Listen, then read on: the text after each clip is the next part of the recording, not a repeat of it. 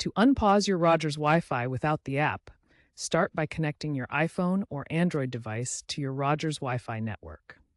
This ensures you're on the same network as your modem. Next, open a web browser on your device, such as Safari on iPhone or Chrome on Android. In the address bar, type your modem's IP address. Common addresses are 10.0.1 or 192.168.0.1.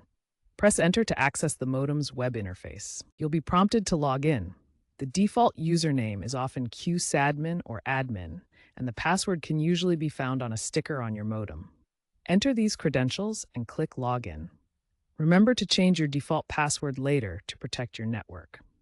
Once logged in, look for the Parental Controls or Wi-Fi Settings section in the modem's web interface. This is where you can manage device access and pause states. From there, you should be able to find the device you want to unpause and toggle its internet access back on.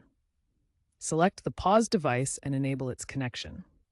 The change may take 1 to 2 minutes to take effect across your network. This web-based method is particularly useful if the Ignite app isn't working or unavailable.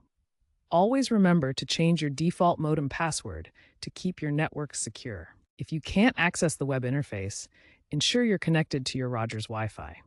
Double-check the IP address and login credentials. If you still have trouble, try restarting your modem.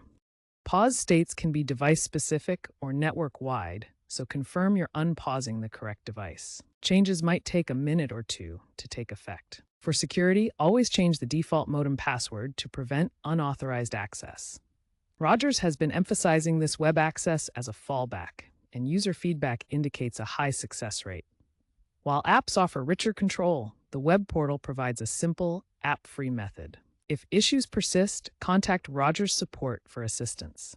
As Rogers moves towards more appless controls, this web interface will remain a valuable tool for managing your Wi-Fi.